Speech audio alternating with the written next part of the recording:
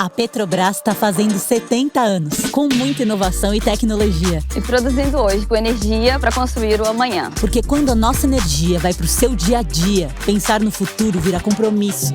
Inovando com produtos mais sustentáveis e ajudando a cuidar das florestas, abrindo novas fronteiras para uma transição energética justa.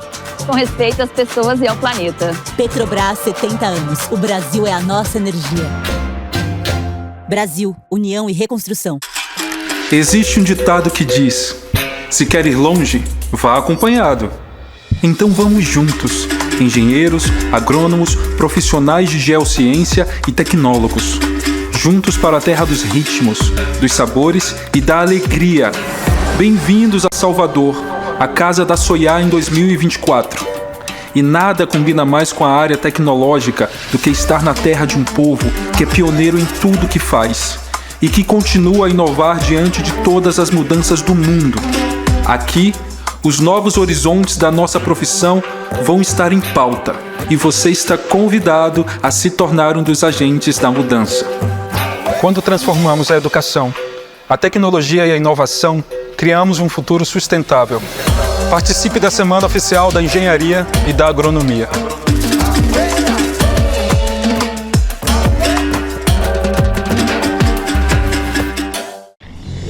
Ei, você que tem umas ideias na cabeça para o seu negócio, o Sebrae tem um recado. Ei, ei, estamos aí pro que der e vier. Ei, ei, estamos aí pro que der e vier. Estamos aí pelo site, pelo app, pelo zap, pelo 0800 e estamos aí também pessoalmente. Sempre que quiser trocar umas ideias sobre o seu negócio, conte com a gente. Precisou? Estamos aí pro que der e vier. Sebrae. Tem na Caixa Vem muitas vantagens, facilidades. Traga sua conta, abra um sorriso que tem. Tem na Caixa Vem crédito fácil, tem muito prazo e condições diferenciadas. Vem, vem. Tem na Caixa Vem. Já sabe, né? Tudo que você precisa tem na Caixa. Vem!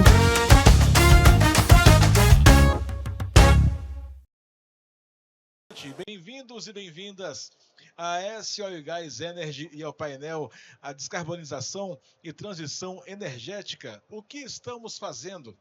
A MEC Show, Feira da Inovação Industrial e a S Oil Gas Energy são realizadas pela Milanese e Milanese do grupo Verona Fiere, com a promoção do Sindfer e do CDMEC.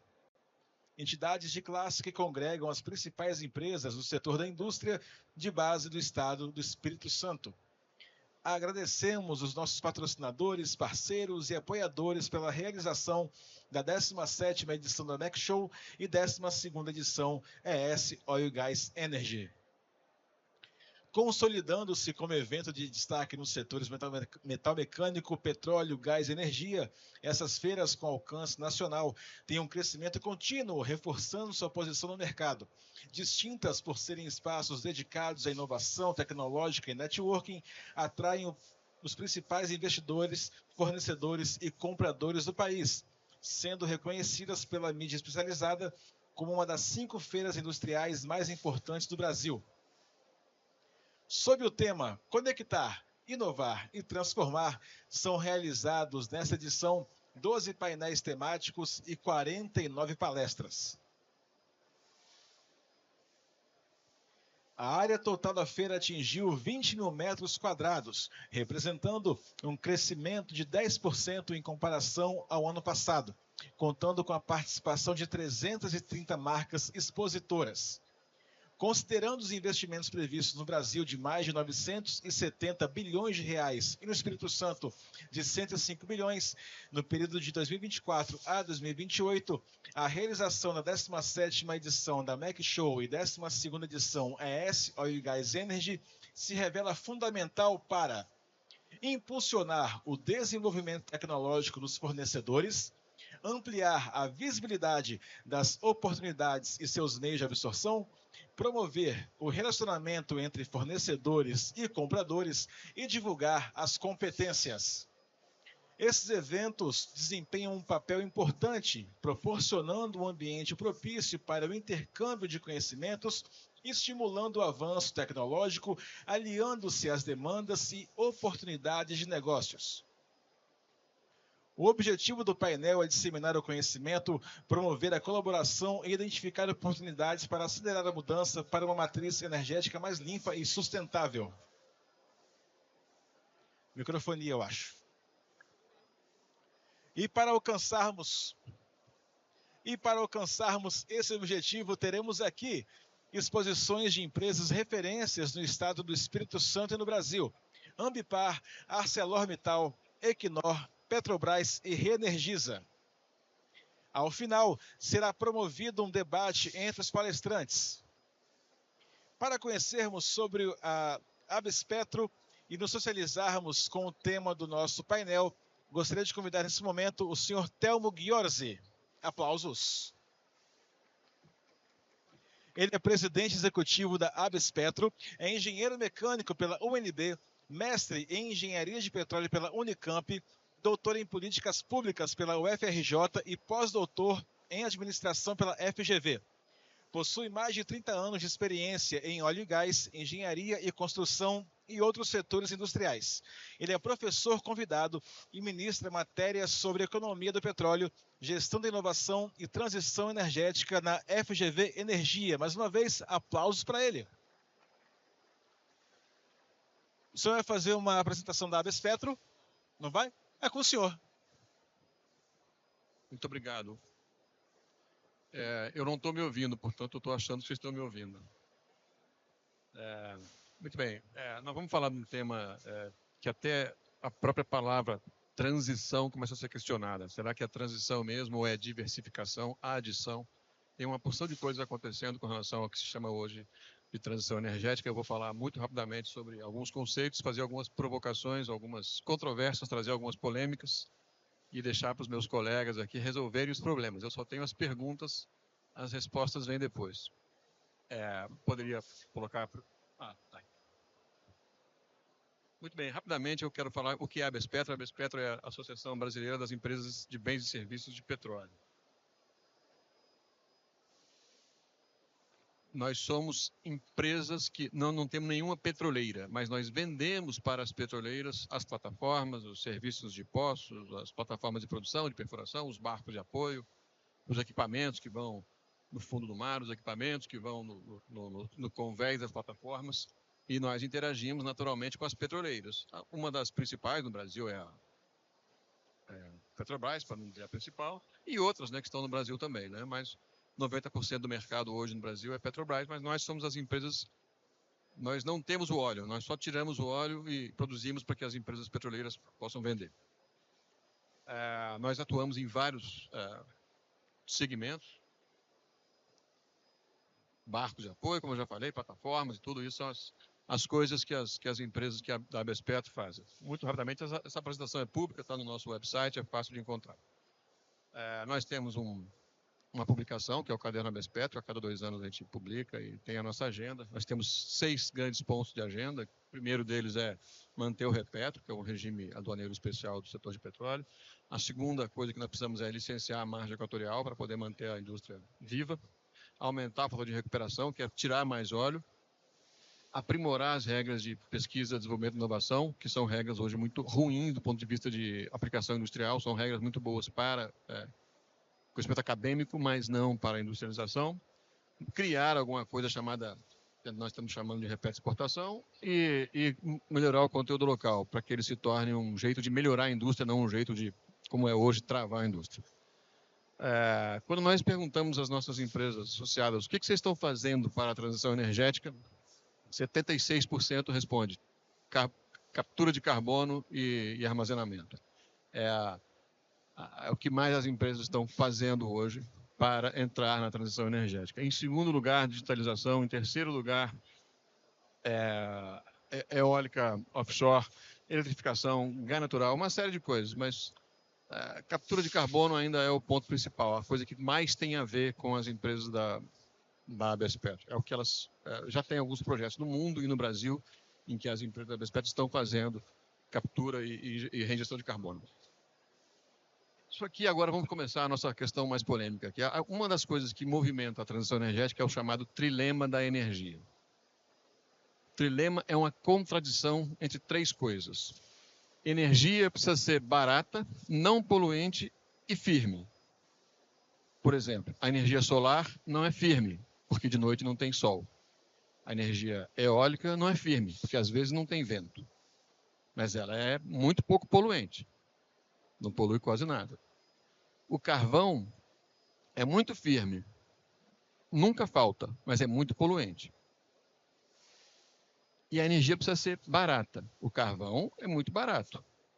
E é firme, mas é poluente. A energia eólica ou solar, o preço é discutível, não é firme, mas é pouco poluente. E é difícil achar uma fonte de energia que consiga atender simultaneamente a essas três dimensões. Quando essas dimensões são colocadas numa equação, numa forma, num número, entre todos os países do mundo, a Dinamarca, talvez ruim de ler aqui, a Dinamarca é o campeão. Toda a Europa está lá em cima. O Brasil está na posição 36. Uma posição muito ruim. Apesar da nossa matriz energética ser limpa, a energia é muito cara. Então, a questão do preço da energia ser barato, o que se chama de equidade, o Brasil é muito ruim. Então, a energia, mesmo nos países do Oriente Médio, eles são muito poluentes, mas a energia lá é muito barata. E o preço da energia é das dimensões do trilema. É importante que a energia seja barata. As pessoas precisam consumir energia para continuar vivas. Então, essa é uma coisa que move. Uma das forças motrizes das controvérsias da transição energética é esse trilema. Não é fácil achar uma solução para isso. O outro ponto que a gente precisa levar em consideração aqui são os cenários feitos pelos grandes estudiosos. Um dos principais cenários é o feito pela Agência Internacional de Energia. Eles estabeleceram 3 cenários, o STEPS, o APS e o N0. O STEPS é, se continuar como está agora, o que vai acontecer? Ninguém faz nada, só continua fazendo as coisas que estão fazendo. Vai acontecer uma certa coisa. E se os países cumprirem suas promessas, que não estão cumprindo? Então vai acontecer uma outra coisa. E a terceira coisa, o que deveria ser feito para que em 2050 tivéssemos uma real transição energética? Esse é o cenário, o sonho, né? Esses 3 cenários indicam 3 possibilidades. Por exemplo, para carvão. Supõe, a linha azul é, se ninguém fizer nada, o carvão vai reduzir o seu consumo, como está na linha azul do gráfico mais à esquerda. O petróleo, se ninguém fizer nada, o petróleo vai continuar mais ou menos a mesma coisa, uns 90 e poucos milhões de barris por dia, como é hoje. Hoje está em torno de 100 milhões de barris por dia, produção e consumo. Mas, se fosse no cenário, digamos, muito arrojado, o consumo de óleo e de carvão seria muito baixo. E o de gás natural também. As fontes energéticas renováveis, como nuclear e outras, iam subir muito. Então, esses são os 3 cenários que a Agência Internacional de Energia faz conta.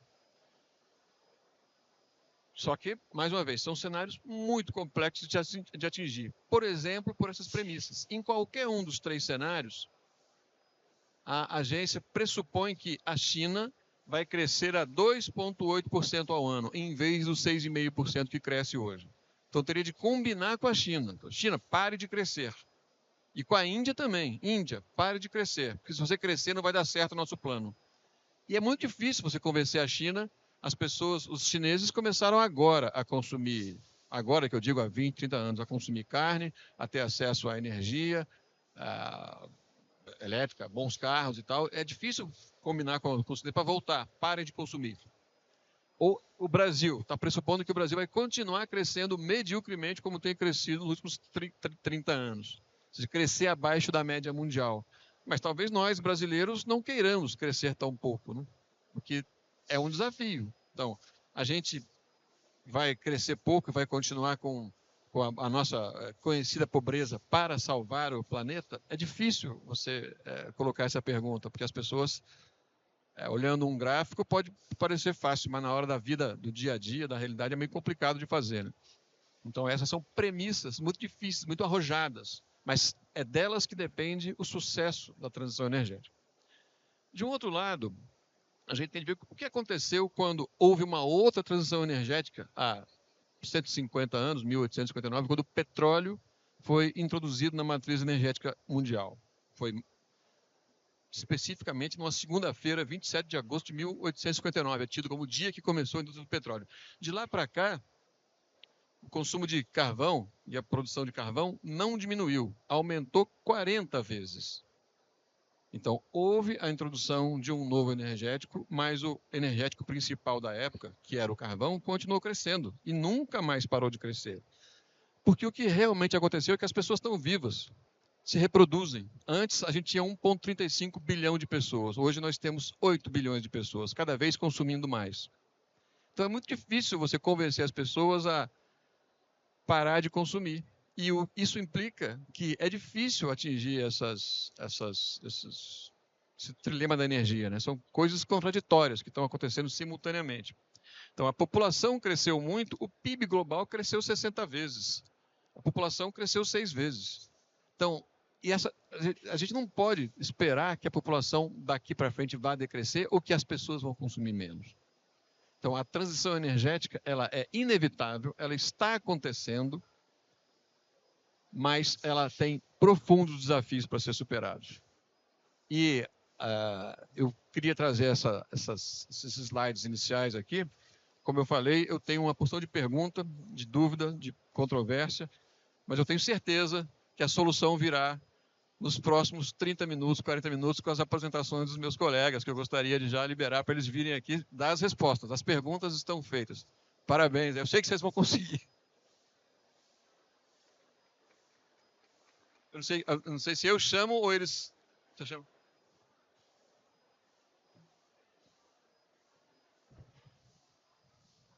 Me ouvem? Tá ligado o microfone? Tá bom. E no primeiro dia eu falei durante meia hora com ele desligado, então não pode.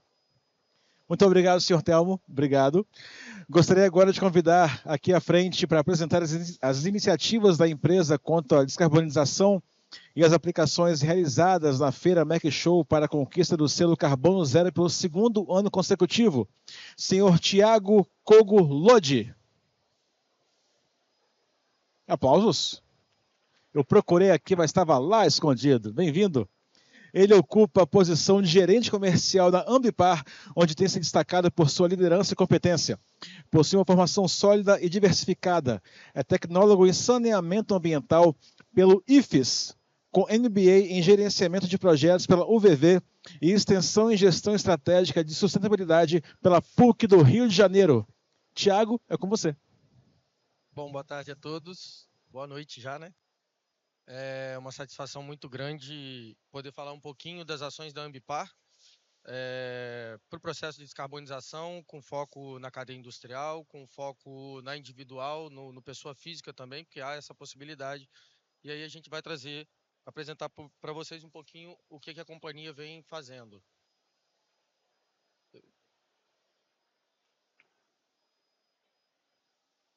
Bom, a Ambipar é uma plataforma de compensação de carbono, né?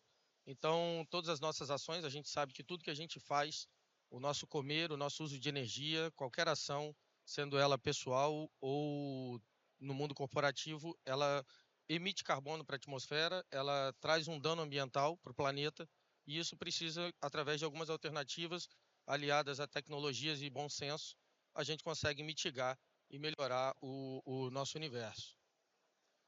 Falar rapidamente aqui um pouquinho da Ambipar. O Grupo Ambipar hoje, nós estamos hoje presentes em 40 países, né, com uma presença global bem efetiva. São aproximadamente 20 mil funcionários, colaboradores.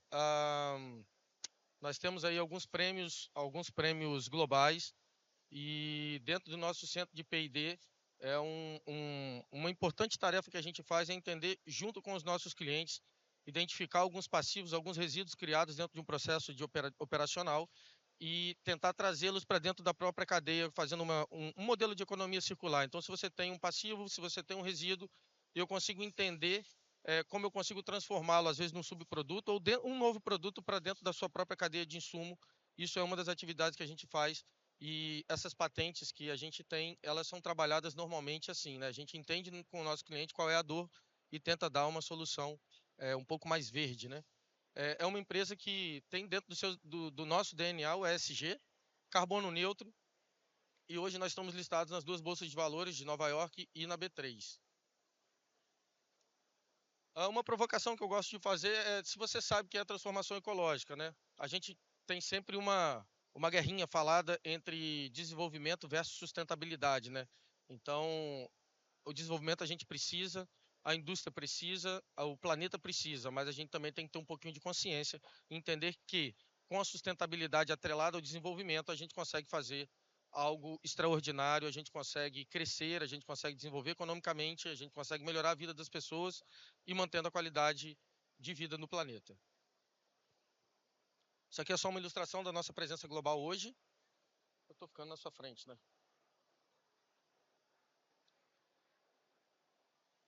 Bom, a gente traz o ar como um valor principal e o que a gente consegue entender com isso? Como eu já havia falado, tudo que a gente faz no dia a dia, acordar, acender a luz, comer, pegar um ônibus, andar de carro, ir para o trabalho, o nosso processo industrial, o nosso processo de qualquer coisa que nós fazemos de construção, uma cadeira, a gente está emitindo CO2 para a atmosfera, né? A gente está emitindo carbono. Então, o excesso de carbono vai afetar o ar e isso vai trazer um transtorno para a gente, né? De fato, é uma ação que vai e volta. Com isso, as mudanças climáticas, na verdade, elas já aconteciam e sempre aconteceram historicamente. Mas o que a emissão do carbono faz na atmosfera? Potencializa, catalisa, né? Acelera esse processo e aumenta a dimensão do que acontece. Acho que todo mundo acompanha as notícias mundiais, as catástrofes que acontecem. Elas nunca aconteceram, Tiago? Não, elas já aconteciam sim, mas elas vêm sendo potencializadas e acontecendo numa velocidade muito maior, né? Uma ideia que a gente traz também é que não existe essa de cada um por si. O ar que a China respira vai ser o ar que a gente vai respirar aqui. Então, independente de onde nós estivermos, localização geográfica, a gente tem que pensar que o ar da atmosfera é único, o planeta é redondo, tá? Ele não é plano. Então, a gente tem que entender isso, que a nossa contribuição aqui vai afetar a vida dos outros. Nesse gráfico aqui eu trago para vocês a nossa atividade econômica, né, no centro dele e as emissões dos gases de efeito estufa. E aqui eu trago mais ou menos uma ideia de a indústria quando faz o seu processo produtivo, ela gera investimento. E qual é o principal ativo da sociedade humana hoje? Os recursos naturais, o que a gente tem preservado. Então a ideia do crédito de carbono, ele funciona como? Se eu invisto em tecnologias novas, atreladas ao nosso processo de produção, e eu consigo preservar de alguma forma, garantindo sustentabilidade aos recursos naturais, isso me transforma em crédito. E o crédito faz o quê? Ele compensa uma parte da nossa operação que a gente não consegue reduzir por si só. Como é que eu reduzo? Com tecnologia. Se você aplica tecnologia, você vai alcançar uma redução em diversos fatores. Foi o que o colega falou aqui em relação à matriz energética, né? O carvão ele é firme, o carvão ele garante, mas ele é altamente poluente. Então, não pode se usar carvão? Não, talvez possa, mas vamos fazer uma mescla, né? Uma mistura de matrizes energéticas que garantam aí pelo menos um coeficiente menor de poluição. E aí, através desses créditos, os créditos vêm para quê? Para cobrir essas lacunas, esses gaps. Essa ideia do greenwashing, de não adianta, eu produzo e eu vou produzir ao extremo e não interessa que eu poluo, porque depois eu compro crédito de carbono. Isso não é uma ideia legal, né? Então, o crédito de carbono ele não deve vir para compensar toda a sua operação, independente do formato que você utiliza como produção. Eu acho que ele vem para você, na verdade, pensar numa tecnologia interessante de redução de emissão de gases de efeito estufa, e aí onde você não conseguir dentro do seu processo, você faz a aquisição do crédito para compensar. A gente, quando fala de gases de efeito estufa, não sei se todos sabem, mas a gente fala principalmente em 3 escopos, né? O escopo 1, que vai trazer as emissões de gases de efeito estufa dentro do seu processo produtivo, do que a empresa faz, do seu core. O escopo 2, ele traz através as emissões de gases pela sua matriz energética. E o escopo 3, a nossa cadeia de fornecedores. Então, tudo que chega e tudo que sai, depois você mapeia e vem no escopo 3. Eu acho que é um grande desafio. Eu venho acompanhando processos de grandes empresas em trazer os seus fornecedores para perto, entender, fazer um processo de conscientização que eles também fazem parte daquilo, né? Não é só a indústria, aquela empresa X que está emitindo sozinha, mas toda a sua cadeia precisa colaborar. Então, eu acho que é um desafio muito grande, porque você envolve uma série de pessoas, uma série de empresas, uma série de culturas diferentes, e aí está um grande desafio. Bom, o setor de óleo e gás, a gente sabe que ele contribui demais para o crescimento econômico no mundo, no planeta, mas ele também tem uma contribuição de gás de efeito estufa relevante. E aí, a Ambipar, entendendo isso, a gente também percebe que há uma necessidade muito grande de focarmos nesse setor para a descarbonização e colocá-lo como prioridade. Bom, vou trazer alguns projetos do que a gente vem fazendo, tá?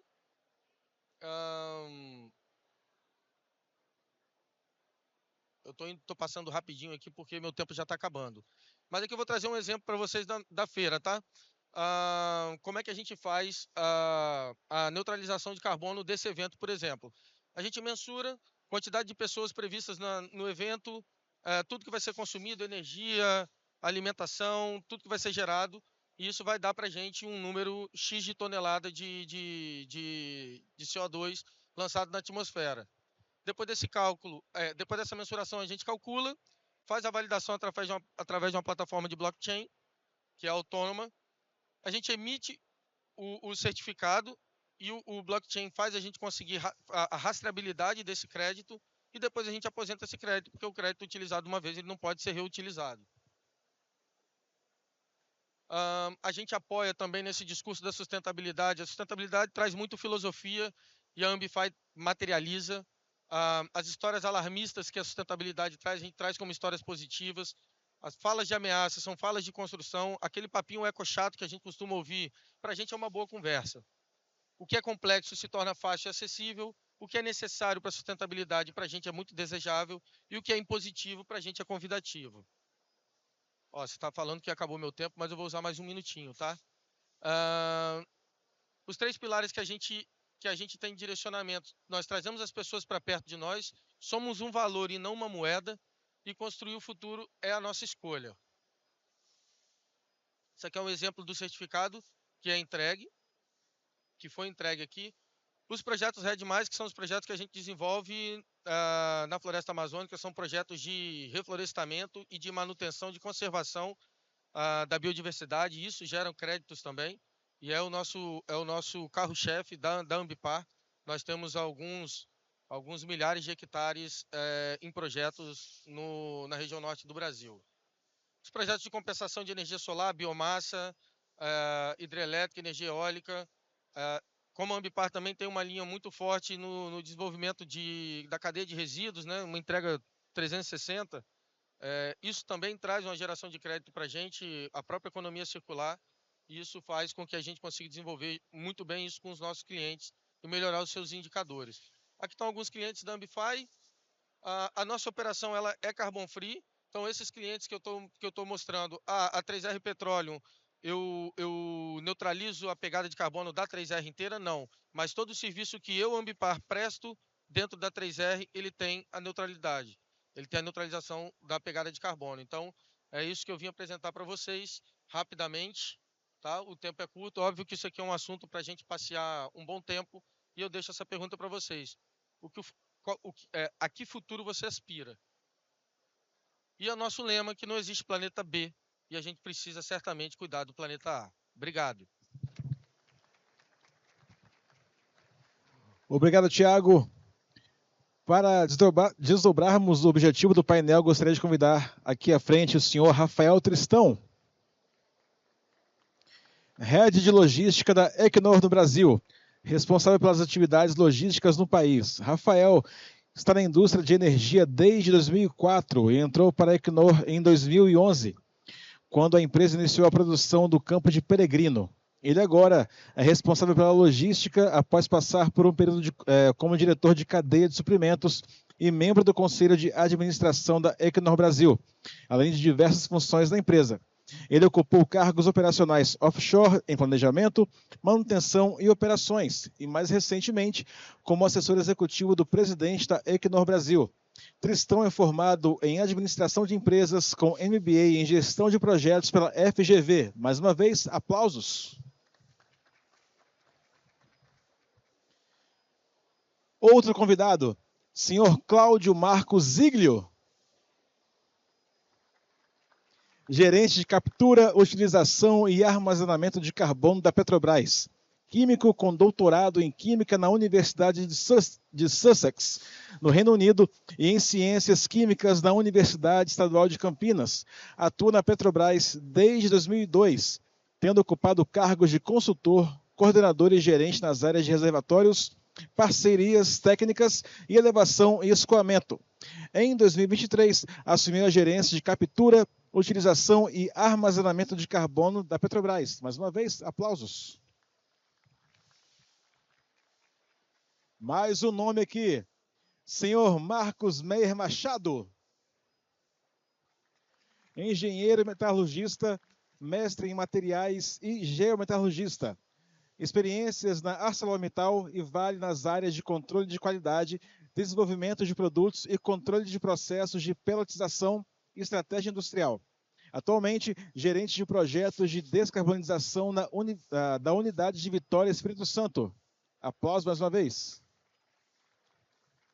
E agora, o maior currículo que eu vou chamar para vocês aqui. São duas laudas da Roberta. Senhoras e senhores, Roberta Godoy. Não vou resumir. Vou ler tudo o que está aqui. Estão com tempo?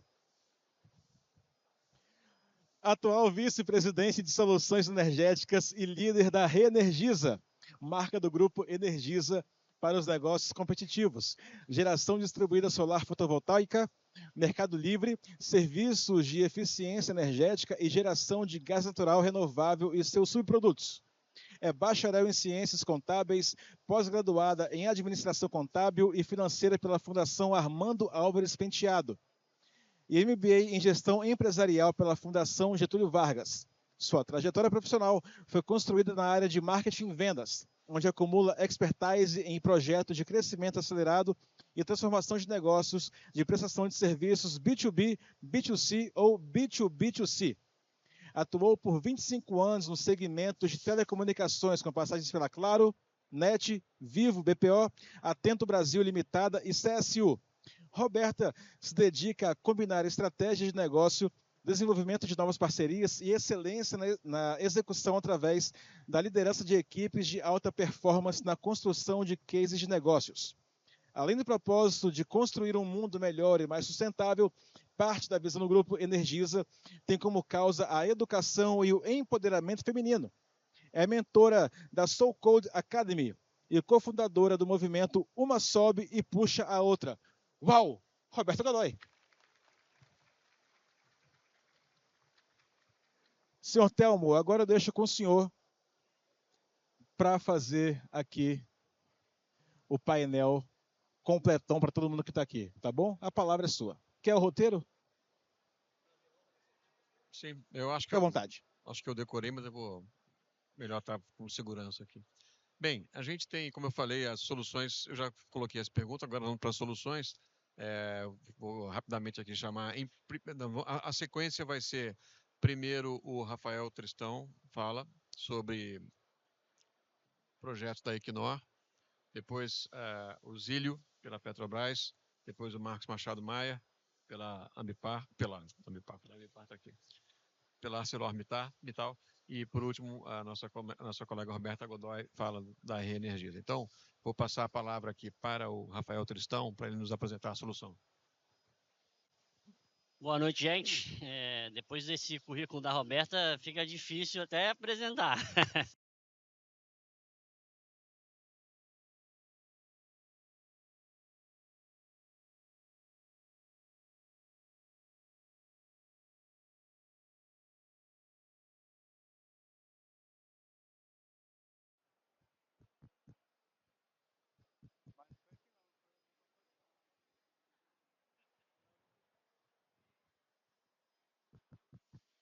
Alô? Alô?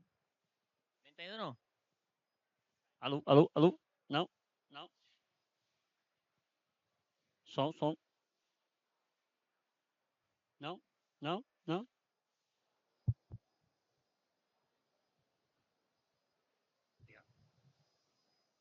Agora sim? Ok. Bom, cumprimentar meus colegas de painel, agradecer a Findes pelo convite. Essa eu acho que é a minha terceira ou quarta Mac Show consecutiva.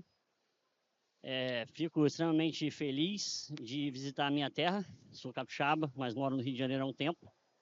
Comer aquela muqueca capixaba, né? E também de ver o crescimento e a evolução dessa feira, né? Porque, assim, impressionante o tamanho.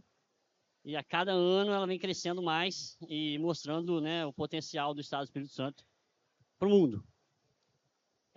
Bom, eu vou falar rapidinho sobre alguns números da Equinor. Não sei se todo mundo conhece. Uma empresa norueguesa. Gosto de falar que ela é Petrobras da Noruega, né? A gente está presente em mais de 15 países. Temos mais de 20 mil funcionários, trabalhamos com mais de 8 mil fornecedores. Temos uma produção aí diária, uma média de 2 milhões de barris por dia de petróleo e gás. E somos uma empresa com uma estratégia bem clara de liderar a transição energética. Como não fazer isso? São 3 pilares estratégicos que foram colocados pelo nosso CEO. O primeiro deles é buscar ter um portfólio otimizado de óleo e gás. Basicamente significa produzir barris eficientes e com baixas emissões. Temos também um pilar de aceleração dos investimentos em energias renováveis. Eu vou falar um pouquinho mais de número no próximo slide. E também buscar soluções de baixo carbono. E aí muito focado em CCUS, hidrogênio, mas em mercados selecionados. Temos metas claras que foram colocadas de novo pela diretoria e global. A primeira delas é a alocação de 50% do nosso capital bruto em soluções de energias renováveis e soluções de baixo carbono também. Queremos reduzir em até 50% nossas emissões de carbono nos ativos operados até 2030 e também buscamos reduzir em até 40% a nossa intensidade de carbono até 2035, levando-nos à meta principal, que é ser carbono neutro em 2050. E é claro que o Brasil tem uma parte fundamental nessa estratégia. O Brasil é uma potência energética, tem um potencial muito impressionante, recursos naturais, vários pontos positivos. E o Brasil é o país-chave na estratégia da Equinor. Tá? Desde 2009, se você pegar um período de 2009 até 2030, o nosso plano de investimentos ele estima em torno de 26 bilhões de dólares no Brasil. Tá? Então, eu costumo dizer até que a Equinor casou com o Brasil. Né? Nós temos projetos aqui em diversas fases de desenvolvimento, projetos de óleo e gás, projetos renováveis, projetos de wind, e temos ativos aqui que vão durar 40, 50 anos. Passando rapidamente pelo portfólio, eu vou fazer alguns destaques. Nós temos um campo de Peregrino, que é um campo mais maduro, em operação, e estamos desenvolvendo 2 grandes projetos. O primeiro deles é o projeto de Bacalhau, foi uma decisão de investimento de 8 bilhões de dólares que a gente tomou em 2021. Esse FPSO, ele vai fazer o uso da tecnologia de ciclo combinado, que é uma tecnologia extremamente eficiente na geração de energia, e levando a esse FPSO ter um carbon footprint muito baixo. Nós estamos falando aí algo em torno de 8 quilos de CO2 por barril produzido, que é bem abaixo da média da indústria, acho que é quase metade da média da indústria. E nós temos um segundo projeto em desenvolvimento, que é o projeto de Raia, em parceria com a Petrobras, Esse é um projeto principalmente de gás condensado. Esse FPSO a gente está planejando trazer ainda com um carbon footprint ainda menor, de menos de 6 kg de CO2 por barril produzido, também utilizando a tecnologia do ciclo combinado. Então, estamos bastante orgulhosos desses dois projetos e trabalhando duro para trazer eles no tempo, né, e no schedule que a gente combinou. Entrando um pouco na parte renovável agora, nós temos alguns projetos de energia solar. Temos um projeto em Apodi, no Ceará, foi o primeiro projeto solar da Equinor mundialmente, foi no Brasil. E temos um projeto de Mendubim, no Rio Grande do Sul, onde, juntando os dois, se aproximam-se de 700 megawatts de geração de energia. Recentemente, fizemos uma aquisição extremamente importante de uma plataforma de projetos energéticos, chama-se Rio Energy. Então, a estratégia é aprender, comprar essa empresa para que a gente possa aprender junto. Essa empresa ela já tem um portfólio de projetos em desenvolvimento e em operação. E aí o principal dele é o Serra da Babilônia, que é um projeto muito interessante, que é um projeto híbrido, né? Ele combina wind onshore e solar para reduzir a intermitência. Então, enfim, a gente também está alavancando esses projetos menores aí de energias renováveis. E aí, por fim, eu vou falar também da parte de eólica offshore. Nós estamos avaliando 7 áreas ao longo da costa brasileira, e alguns, inclusive, com um memorando de entendimento assinado com a Petrobras. E nesse momento são estudos. Nós vemos com muitos bons olhos essa parte da cadeia. Acreditamos muito, mas obviamente existem ainda steps que precisam ser tomados para destravar esses investimentos de uma forma mais intensa. Precisa fazer sentido economicamente, obviamente. Então tem uma série de questões ainda para serem discutidas e clareadas até que a gente possa anunciar coisas mais interessantes nesse setor. Tá bom?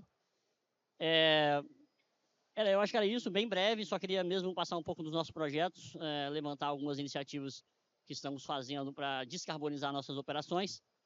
E estou ansioso para participar do debate no final. Obrigado. Cristão, muito obrigado. Eu vou chamar os outros na sequência, em vez de fazer pergunta agora, mas já saiba que eu vou te perguntar: 6 kg de CO2 por barril? Vamos falar sobre isso, porque o número é bem impressionante. Vamos lá, vamos pedir para o Cláudio Marcos Zílio, da Petrobras, fazer a apresentação dele.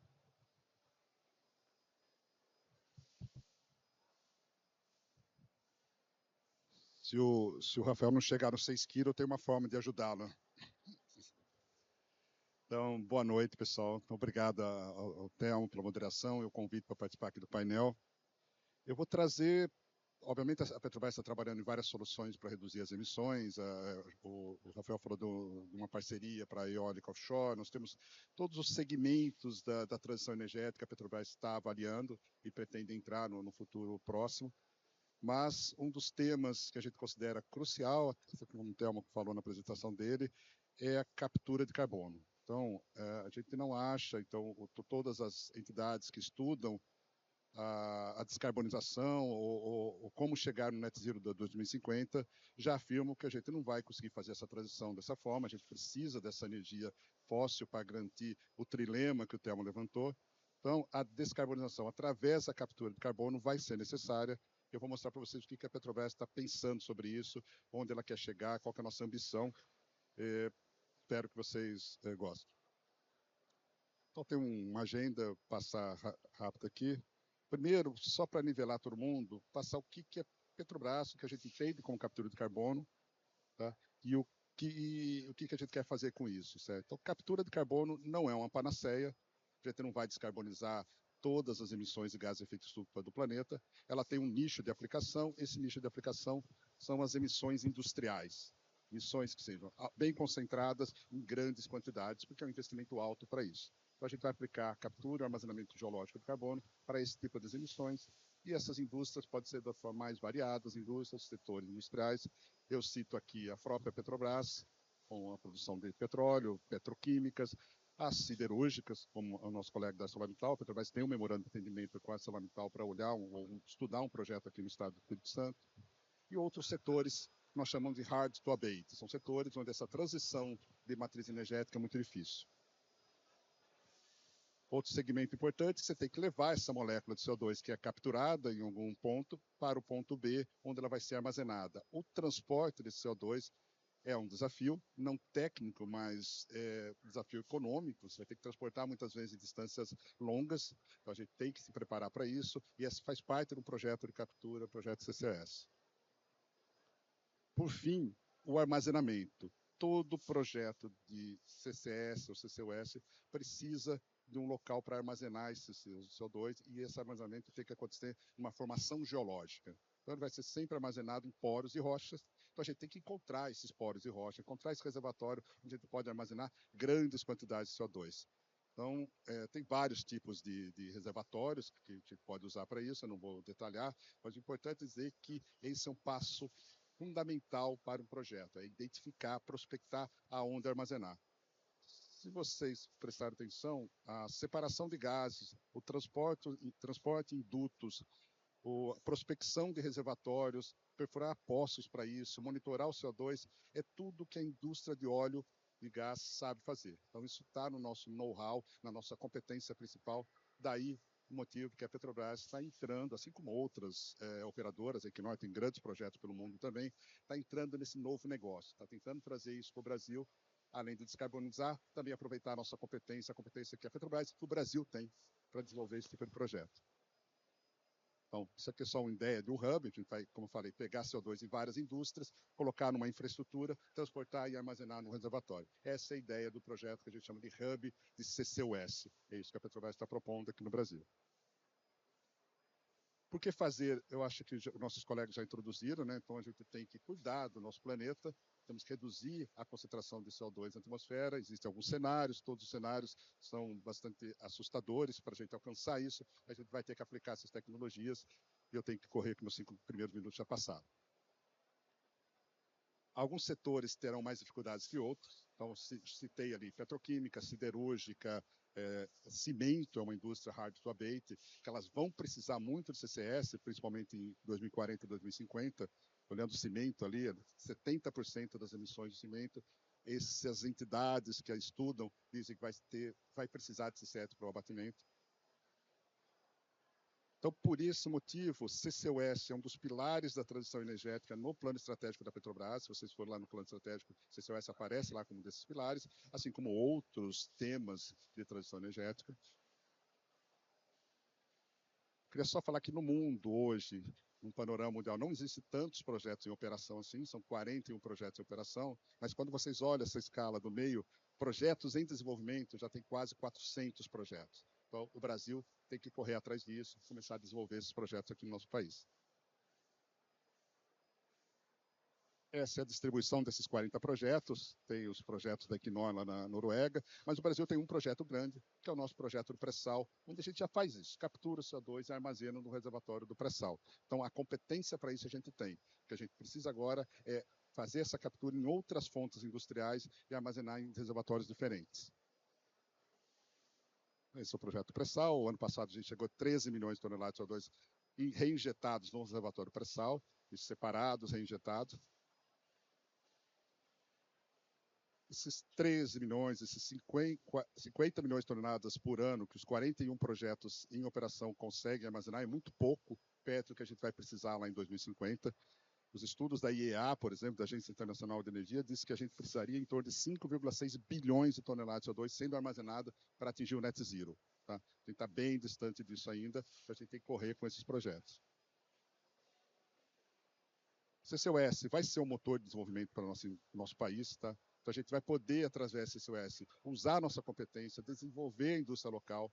Nós temos, citando a própria Equinor, que tem um projeto lá na Noruega, toda a parte submarina, a árvore de Natal do projeto Northern Lights já foi desenvolvida aqui no Brasil. Quer dizer, nós temos ferramentas para fazer isso. Então, temos a competência da Petrobras, a competência dos nossos pares operadores. Então, a gente pode desenvolver esse tipo de negócio aqui, trazer, gerar empregos, gerar desenvolvimento para o nosso país.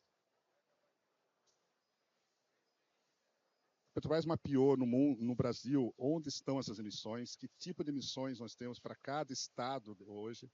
A gente já sabe, por exemplo, que no estado do Rio de Janeiro tem um tipo de emissão, no estado de São Paulo outro tipo de emissão, o Espírito Santo tem uma característica das emissões, daí a gente começa a desenhar os potenciais hubs CCS. Também mapeamos as bacias sedimentares, aí usando, como falei, as competências que nós temos, sabemos onde tem reservatórios, sabemos como armazenar isso aí, sabemos como linkar, fazer a conexão entre onde está a emissão e quais reservatórios armazenar. Com isso, nós chegamos nos 4 primeiros projetos da carteira. Então, nós estamos estudando um hub em São Paulo, um hub no Rio de Janeiro, e um hub no Espírito Santo, além do piloto, esse já é um piloto de P&D, que vai ser desenvolvido no Rio de Janeiro também.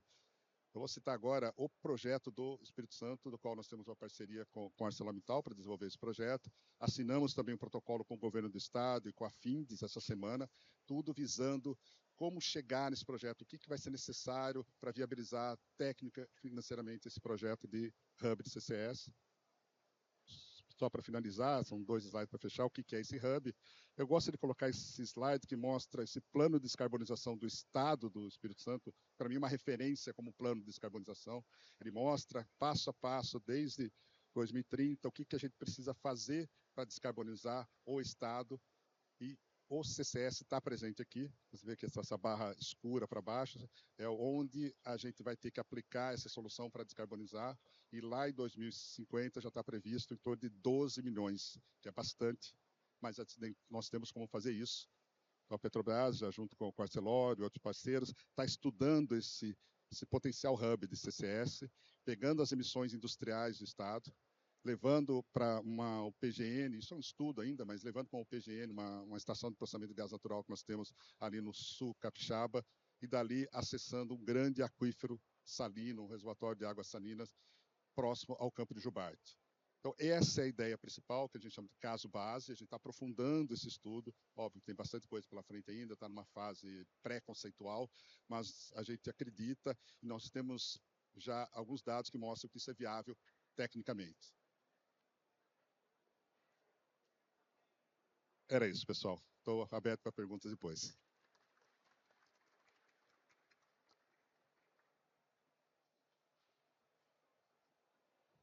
Só vamos ficar com o microfone mesmo. Primeiro, muito obrigado, Zílio. Aproveitar que você falou da árvore de Natal feita no Brasil. De fato, foi feita em Curitiba por uma empresa da Abespetro, que chamava-se Aker Solutions, agora foi comprada pela OneSubsea. Ou seja, competência, como você falou, nós temos. A questão é como é que a gente vai transformar essa nossa competência em dinheiro. Eu tenho algumas perguntinhas para fazer para você também. Uma delas é com relação a quanto tempo eu preciso me preparar para armazenar esse CO2. E 2, que um reservatório dura 30, 40 anos para produzir, mas o CO2 ele tem que ficar talvez mais tempo do que isso lá dentro. E a outra pergunta é quem paga essa conta? Perguntas fáceis. E vou passar agora então a palavra para o Marcos Maier Machado, da ArcelorMittal. Se o seu microfone estiver funcionando, manda bala. Está funcionando? Me escutam?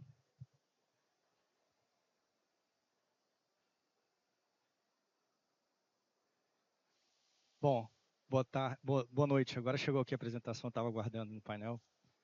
Primeiro, cumprimentar os colegas aqui no painel, prazer conhecê-los. Tirando o Zílio, que a gente já tem parceria e vem trabalhando.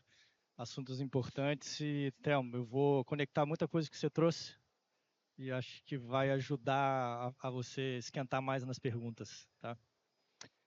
Bom,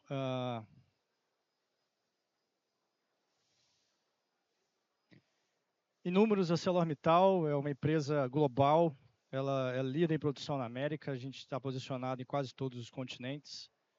Já estivemos na liderança em termos de volume, mas ir contra a China é coisa que quase que impossível, mas somos líderes aqui na América, e o mais importante que eu quero trazer para vocês é que nós temos grande produção no Brasil e uma equipe grande em pesquisa e desenvolvimento, ao qual isso ajuda a gente atravessar e enfrentar esse desafio. O Zílio trouxe muito bem, hard to abate, cirurgia hard to abate, vocês vão entender quão complexo é e conecta muito, então, com a questão da curva de transição que eu vou mostrar no final. Então, trazendo em números aqui, eu costumo brincar com vocês, a gente é dividido em dois segmentos, aços planos e longos. Aços longos é a turma que gosta de comer queijo em Minas Gerais e produz aço para construção civil. Aços longos é a turma que gosta de comer muqueca. Estamos baseados basicamente na costa. E atualmente temos, então, a última aquisição aqui no Brasil, P100, com 3 milhões de toneladas, onde o total de produção de aços planos são 10 milhões. Hoje a gente já tem uma questão de sustentável muito grande, que é a reciclação quase 99% de água, e uma geração de energia de 530 megawatts, trazendo a nossa planta autossuficiente. E lá no final eu vou mostrar para vocês o qual a gente tem que avançar para que ocorra a descarbonização. E aqui ao longo desenhado no Brasil, onde temos nossas plantas que agregam valor e distribuem todo o nosso aço para a indústria de planos. Quando a gente fala aço plano, são esses aços que nós fabricamos, ou seja, principalmente automobilística, e aí vem uma pressão, porque a automobilística ela vem querendo liderar esse processo, e isso traz para a gente uma responsabilidade, porque a gente impacta em 70% ou 90% da emissão deles, e os demais, setor agrícola, e o setor de energias renováveis, onde o aço é uma solução para a questão que foi colocada, que é a transição. Esse aqui é um ponto que a gente quer trazer novo. Nós nascemos em 83 e nascemos já com a pegada de menor impacto e de autossuficiência de energia. Passamos por um processo e fomos os primeiros, ali em 2006 e 2012, a gerar créditos no então MDL, a primeira na América Latina. Então a gente já tem um contexto trazendo essa questão de crédito de carbono. Avançando no nosso plano diretor de água, e vocês viram hoje a nossa questão de reciclabilidade e da eficiência energética. Eu vou mostrar lá na frente para vocês que todo passo de hard to abate é ser mais eficiente, até chegar que a grama ela chegue no nível que a gente precisa trocar a grama. Então a gente já tem isso na veia, o nosso trabalho é trabalhar com custo, margem e eficiência, está tudo. Em 2019 a gente se posicionou em função do acordo, em 2021 a gente formalizou em cima do ODS 13, então nós como global, nossa meta é reduzir 25% até 2030 e ser neutro em 2050, na visão de todas as 100 milhões de toneladas que são produzidas pela ArcelorMittal no mundo. Em 22 demos um principal passo para exatamente, vocês vão ver lá na frente, que é um paradoxo, né? Quanto mais a gente fala de mudanças climáticas, menos água, e mais água a gente vai ter disponível, mais água a gente vai precisar para sair da posição do carvão. Então, nós somos a primeira planta dessalinizadora maior aqui no Brasil. E o Ziegler citou, em 22, a gente foi convidado e participamos muito diretamente no desenvolvimento do plano estadual do Espírito Santo, de neutralidade, onde a gente coloca todos os aspectos, eu vou trazer no final para vocês, para que uma empresa como a nossa, a Hard to Abate, ela precisa ter um conjunto, e não só o tecnológico foi colocado aqui, mas também uma questão de financiamento e políticas públicas para que a coisa aconteça. E, por fim, quando a gente olhar aqui no final, a gente já começou a dar os primeiros passos, né? Então, fornos igual o nosso nunca foram testados biomassa. Foi citado aqui resíduo, a gente está trazendo resíduo como uma opção, vou mostrar para vocês. Já começamos a trabalhar com gás natural. O gás natural é um plug and play que entrega, né? A gente sai de um carbono concentrado do carvão para um carbono combinado com hidrogênio. Isso tem um impacto, isso tem viabilidade, mas é uma questão de preços e custos que a gente tem que conversar com vocês do setor óleo e gás. E, por fim, alguns testes de pré-reduzidos que vão trazer esse ano alguns entendimentos para a gente. E lá no final eu mostro que a gente só vai conseguir isso se a gente tiver parcerias. E por isso que o Ziegler citou aqui, hoje nós temos 3 MOUs assinados e 30 NDAs sendo discutidos, então a gente percebeu que assim, hard to abate só vai avançar se a gente procurar os colegas que estão fora do nosso setor. Então esse é o nosso entendimento e a gente é uma empresa aberta para trazer mais e mais parcerias para que a coisa aconteça. E como que a gente vai fazer isso, né? O objetivo é que hoje a gente mostrar o que vai ser feito e como a gente vai começar a fazer. Então, como eu falei para vocês, a gente olhar ali lá em cima, soluções de estudos em testes, ser mais eficiente, o primeiro passo. Então, é diretamente reduzir custo, trocar combustível, que é o carvão, e a gente ter análises avançadas para que a gente consiga ser ainda mais eficiente com base no nosso combustível, que é a base da nossa produção. O segundo passo é o gás natural. Obviamente, sai carvão, entra gás, e a gente consegue, nessa condição, como eu falei para vocês, com um preço competitivo, obviamente. E aí vem um potencial do Brasil que a gente aposta muito, a gente acredita muito, e é um passo que, como o CCS, a gente precisa desenvolver muito, que é a biomassa. Né? A biomassa é a condição do resíduo, mas para a gente é o biocarbono que ele vai entregar. Só para vocês terem ideia, cada uma tonelada de biocarbono injetado são 3 amêndoas de CO2. Então, é algo que entrega bastante. E, por fim, é praticar a maximização de sucata, a maior reciclagem.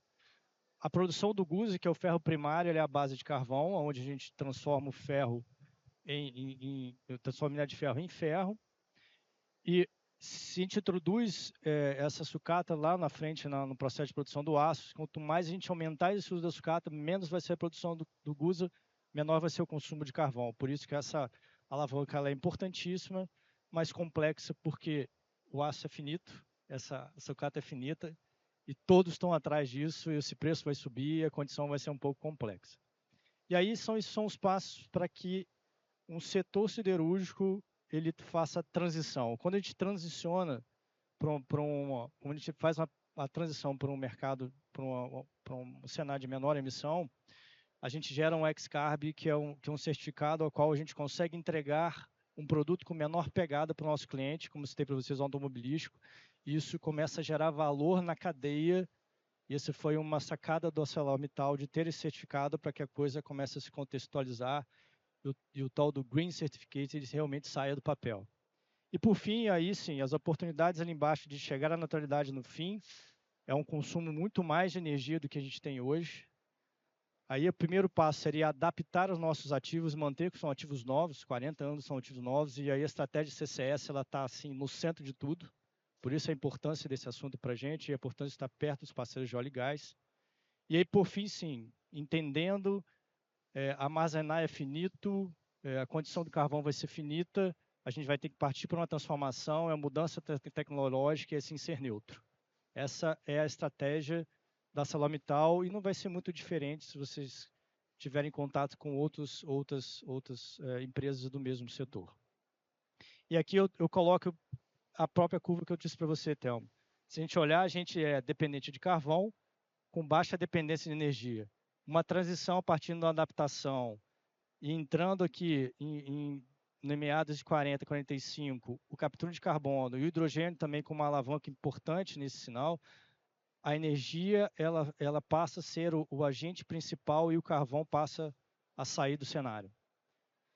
Então, o que a gente vai precisar saber? A gente sabe que isso é altamente complexo, vamos precisar de novos mercados, oportunidades que podem se gerar com esses novos mercados e desenvolver bastante a questão que eu vou trazer no final, que são esses aspectos. O tecnológico está na nossa mão, o mercadológico ele é valor que a gente pode gerar ao nosso cliente através da nossa estratégia de descarbonização.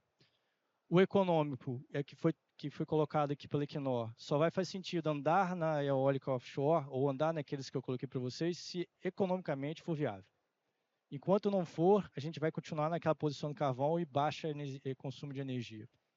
E para isso acontecer, os gatilhos financeiros eles precisam ser acionados e os gatilhos regulatórios e políticas públicas precisam ser colocadas para que a gente consiga sair da dependência do carvão, para terminar, que é muito vasto e preço muito baixo. E a competitividade muito alta em relação aos outros alavancas que eu trouxe para vocês, que são disponibilidade baixa e custo muito alto nesse primeiro momento e a tecnologia ainda em desenvolvimento. É isso aí, pessoal. Obrigado pelo momento. Marcos, bom, muito obrigado. Eu acho que você trouxe uns exemplos aqui que acho que a indústria siderúrgica meio que se equipara, de certa maneira, com a de petróleo. O petróleo produz petróleo. É difícil sair disso, né? E a indústria de aço, a principal molécula do aço é o carbono, que vai juntar com o ferro e formar o aço. Como é que você sai desse negócio? Então, vocês estão trazendo umas questões importantíssimas aqui, interessantíssimas. Como tirar o carvão, mas eu tenho de manter o carbono. E esse é um negócio muito difícil depois eu vou te perguntar isso. Como é que vocês estão... como você falou, carvão é baratíssimo e fartíssimo. Quem está disposto a pagar por um aço mais caro porque ele é mais verde? É complexo disso. Eu sei que você tem a resposta fácil, né? Então eu vou passar agora a palavra para a Roberta Godoy e ela vai nos trazer mais algumas soluções para o nosso problema também. Obrigado, Roberta. Vamos embora. Obrigada. Bom, eu vou fazer daqui de baixo para não ficar na frente da tela e todo mundo conseguir ver. Primeiro, obrigada pelo convite. Um prazer estar aqui hoje, em nome do Grupo Energisa e, sobretudo, para falar da Reenergisa, né? Então, para a gente começar a falar da Reenergisa, eu quero que vocês assistam um vídeo.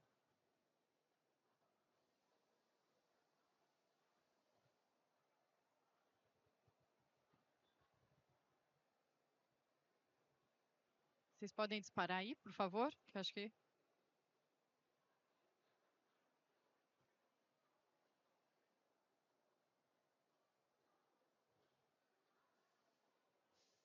Ficou só.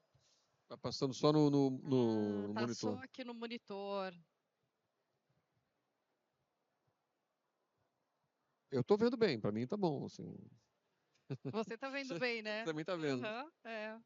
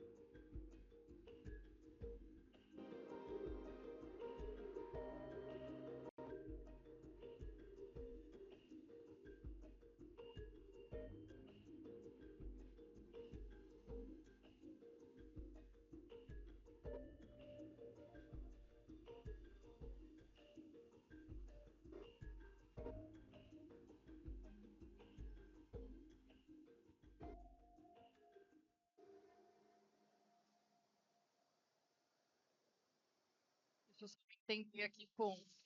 Bom, pessoal, o mundo nunca se transformou com tanta intensidade e numa velocidade tão única quanto a gente tem visto agora. E a gente sabe que a energia é um fator importante, essencial nesse contexto de transformação.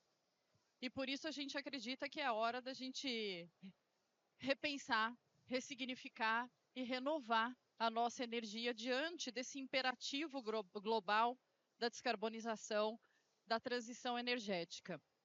E foi pensando nisso, né, que o Grupo Energisa decidiu que, nesse contexto, quer ser o parceiro ideal dos clientes nessa jornada. Eu ainda não me acertei aqui com um pointer. Para cá, tá bom, Foi. muito bem. Acho que agora foi, hein? Agora eu fiquei muito bem. Dentro desse cenário, né, gente, de uma extrema pressão, ele acaba sendo ainda mais potencializado também pelo novo cliente, vamos dizer, de energia, que tem nos procurado nas mais diversas, né, desde a pessoa física até a pessoa jurídica, com diversas demandas, já que antes a gente se contentava em ter a conexão de energia na nossa casa ou no nosso negócio, e hoje a gente quer um pouquinho mais. A gente quer fazer um pouco mais de escolhas, interferir nesse processo. Então, a gente tem sido procurado aí, por exemplo, para, diante das opções, ajudar o cliente a fazer as melhores escolhas. Ou também tem sido procurado para ajudar a ter soluções que os clientes possam cumprir compromissos né, que eles já tenham de sustentabilidade, ou até mesmo para ser mais competitivo, né, no seu processo produtivo, ser mais competitivo frente à concorrência nacional ou até internacional. E, sobretudo, com a preocupação da otimização de custo, já que a energia é um item que é bastante relevante em qualquer tipo de orçamento, seja na casa da gente ou dentro das empresas. Então, pensando em tudo isso, o Grupo Energisa, que tem 120 anos de existência, entendeu que precisava ter um papel diferente na transformação, né, na transição energética, que precisava assumir um papel de protagonista nesse cenário. Focado no cliente, entendendo que precisava ter soluções para atender as necessidades atuais e futuras desses clientes, resolveu, então, fazer soluções que combinassem elétrons, moléculas e bytes. E a partir do seu core de distribuição de energia, passou a ser também distribuidor de gás natural, começando aqui pelo estado do Espírito Santo, e também investe em soluções energéticas através da marca Reenergiza, com a ideia, com a missão de conectar pessoas e empresas à melhor solução de energia. Muito bem. A Reenergiza tem como missão entender os negócios de cada um dos nossos clientes e propor uma combinação de processos, tecnologias, energia renovável, olhando sempre as tendências, funcionando como um one-stop shop, pensando que no final o que a gente precisa entregar é algum tipo de eficiência, algum tipo de otimização, alguma forma do cliente fazer o melhor uso da energia, tá? Dentro desse cenário, a gente está organizado desta forma no nosso portfólio. E no nosso portfólio hoje a gente já tem mais ou menos 15 mil clientes que têm uma solução de geração distribuída. Nós somos a maior empresa de geração distribuída do país. Mais ou menos 870 clientes no mercado livre de energia. Mais ou menos 70 clientes aí de soluções de eficiência energética, que vai desde operações de linhas de transmissão, de subestações, de usinas, até projetos de eficiência energética dentro da indústria. E agora a gente também está entrando em biosoluções com produção de biometano, de gás natural renovável. E tudo isso, gente, não de uma forma... O que a gente entende é que as necessidades, e foi trazido aqui de alguma forma pelos nossos colegas, que as necessidades de hoje, elas não são lineares. Elas partem do princípio que você precisa combinar coisas. Eu vou contar um pouco para vocês aqui alguns cases que a gente tem, que vai ficar muito claro essa questão. Em biosoluções, a gente está começando com a produção de biometano por uma planta em Santa Catarina, onde a nossa convicção está justamente na economia circular, em aproveitar resíduos. A trilha que a gente escolheu foi a trilha dos resíduos orgânicos industriais, como uma forma, né, de trabalhar um passivo ambiental. Isso é um passivo ambiental para algumas empresas, mas isso é ouro, né, para uma empresa de geração de biometano. Então, a gente está pegando esse resíduo orgânico industrial, transformando em biometano, e vamos devolver para a indústria, para a descarbonização da indústria ou do transporte, que são os grandes demandantes hoje, né, desse tipo de solução. E a ideia da Reenergiza, obviamente, é ser complementar nessa geração de biogás, biometano, ser complementar ao nosso negócio de distribuição de gás. Desta forma, a gente consegue atender os nossos clientes com uma solução combinada. Por isso que eu falei que nada é estanque, né? Vão ser combinações que vão fazer muito sentido para ajudar os nossos clientes nessa jornada. Um outro exemplo que eu trago aqui, nós fizemos um projeto lá na Amazônia, chama Projeto Vila Restauração, fica lá no Acre, divisa com o Peru. O que nós fizemos lá? Nós pegamos uma comunidade que tinha energia por gerador a diesel durante 3 horas por dia, e a gente fez uma solução combinada, uma usina solar fotovoltaica com armazenamento em baterias de lítio e ainda um backup com geradora biodiesel. E com isso a gente levou para essa comunidade energia elétrica 24 horas por dia, 100% renovável e fora do grid. Por que a gente fez isso, gente? Para aprender a lidar com essa combinação de tecnologias, para a gente poder expandir essa ideia para outros lugares no Brasil que são tão demandantes e carentes quanto, por exemplo, alguns estados que a gente tem, né, no norte, eles estão ali, que a gente está trabalhando com o governo federal justamente para levar soluções muito parecidas com essa para a gente poder descarbonizar a Amazônia, que é um tema que interessa, obviamente, para o governo, mas para qualquer um, né? Todos nós aqui como brasileiros e para o mundo. Então vejam que uma solução que a gente testou lá na Vila Restauração, ela tem aqui a possibilidade de até 2030 reduzir em 70% o consumo de diesel daquele pedaço ali do Brasil, beneficiando 3,1 milhões de pessoas e tirando, né, do meio ambiente 1,5 milhões de toneladas de CO2.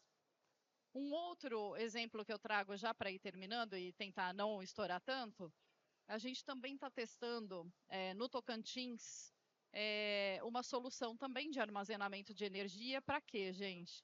Todo mundo sabe que a gente tem hoje uma quantidade de geração de energia solar que no meio do dia não tem demanda e essa geração ela simplesmente descartada. Não tem demanda para aquilo.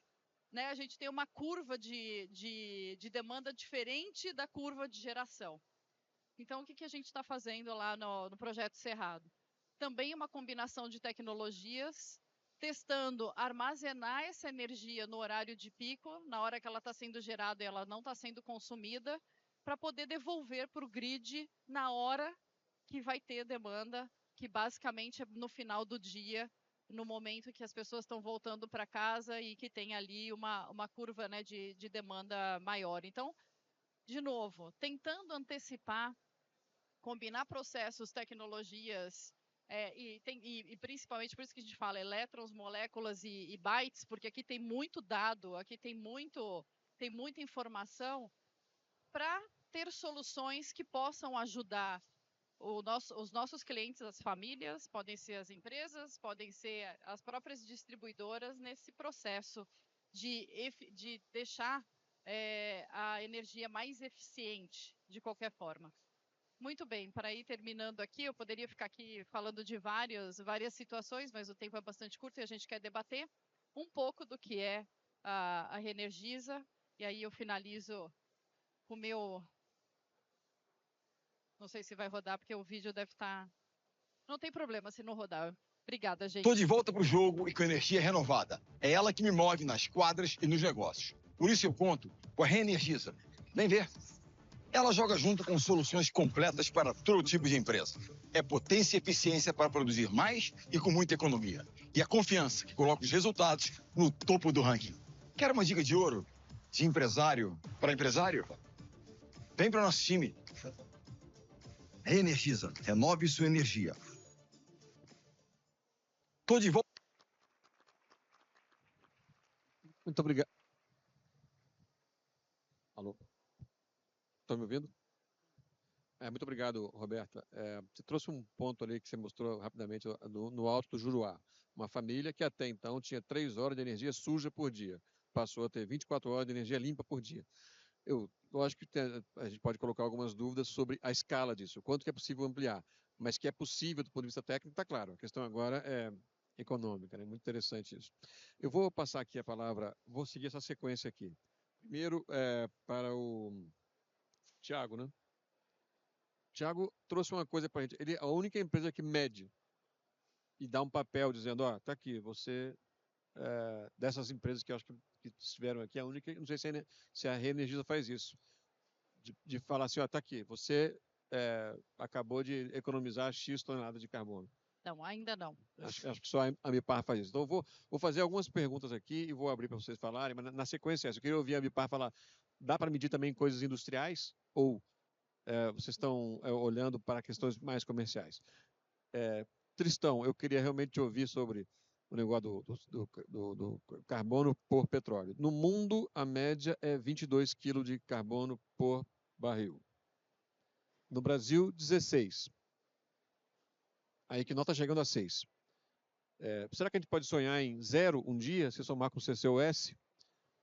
Então, aí seguindo a sequência das apresentações, vou pedir para o Zílio falar sobre quanto tempo tem de colocar, quanto tempo é pensado para o carbono ficar nesse reservatório. Nesse mesmo reservatório que a gente quis extrair coisas, agora eu quero colocar uma coisa e não pode nunca mais sair. Como é que a gente faz isso? Quais são os desafios técnicos disso? E, de novo, se você puder falar sobre a questão do dinheiro, que para mim é uma equação complexa, né? Quem paga é como pagar para armazenar. Guarda o meu CO2 aí que eu te pago para você ficar com o CO2 aí. Eu queria ver como é que é a economia disso. Depois eu queria passar aqui para a ArcelorMittal falar sobre essas possibilidades. Como obter carbono para fazer aço sem usar carvão. Pelo jeito, gás natural é uma possibilidade, mas também é poluente, também é finito. E parece que o carbono biológico, orgânico, sei lá, carbono, por definição, é orgânico. Mas... Bom, você vai ter oportunidade. E, por último, naturalmente, queria ouvir a Roberta, para seguir a nossa sequência aqui, sobre essas possibilidades que a Reenergia está trazendo e como ampliar essa escala, porque a minha questão aqui é, será que isso é escalável ou ele acaba ficando limitado a projetos menores? Mas vou passar aqui para o Thiago para ele falar sobre certificado para a cidade industrial. Bom, a gente consegue mensurar, depois que você faz o levantamento, o inventário, né? Você inventaria, mapeia todos os processos, tudo que você gera, e a partir dos créditos que a gente tem pelos projetos desenvolvidos no Brasil, você consegue mensurar, sim, dentro da cadeia industrial e fazer a compensação através do crédito de carbono. Então, por que a gente utiliza via plataforma blockchain? Porque é autônomo, a gente consegue, de fato, evitar a questão do greenwashing de um certificado que ele pode ser emitido algumas vezes, então, você, de fato, utilizou um crédito, você tem que aposentá-lo. E eu acho que isso faz com que deixe transparente, né? Você mostrar a rastreabilidade desse crédito. Eu acho que é aí que a gente consegue trazer um nível maior de seriedade. Óbvio que, foi como eu falei, a gente não tem que pensar só na compensação. Eu acho que a busca tecnológica, como foi mencionado aí por todos os colegas, ela é essencial, aliado a políticas públicas, aliado a um arcabouço legal melhorado, evoluído, mas a gente também precisa ter, porque certos processos a gente não vai conseguir fazer ele zero, neutralizar, né? Então, eu acho que para isso, o crédito carbono vem com uma força muito bacana para a gente tapar essas lacunas, né? Esses gaps aí dentro desse processo. Mas para o cenário industrial, sim, é super possível.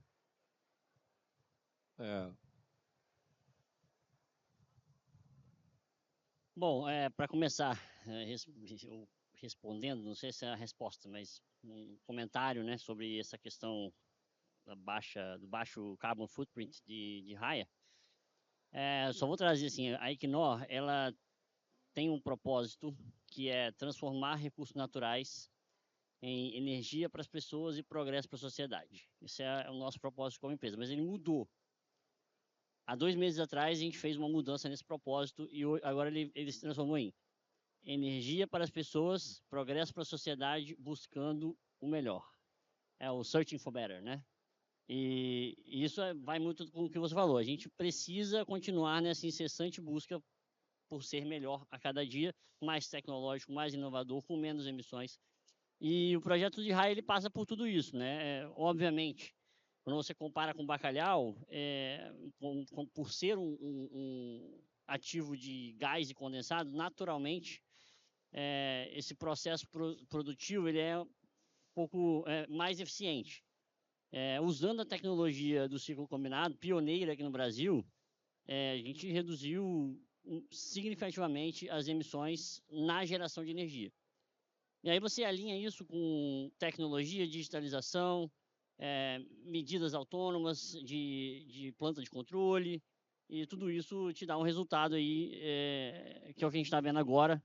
A gente está falando 6, mas até em apresentações oficiais é menor que 6, que é o que a gente está querendo buscar aí junto com a Petrobras no campo de raia. Bom? Não, tá aqui. Zílio. Tá, vamos lá. O Thelmo deixou 2 perguntas para mim, uma fácil e uma difícil, né? A fácil é quanto tempo o CO2 fica, né? A gente vai injetar o CO2 no reservatório, quanto tempo ele fica lá embaixo, né? Eu acho que para quem estudou geologia de petróleo, sabe que o petróleo ele é gerado numa rocha geradora em algum canto ali na terra, e ela migra para um reservatório onde ele vai ficar. Ele migra através da rocha para um que a gente chama de reservatório. E esse reservatório tem algumas condições que segura esse petróleo lá. Petróleo está falando óleo e gás, né? Quais são as condições? Tem os poros, onde ele armazena, e tem o selo, né? O selo que segura esse óleo lá embaixo. E lá ele fica milhões de anos, até o homem chegar e explorar esse petróleo que a gente está fazendo agora há alguns anos.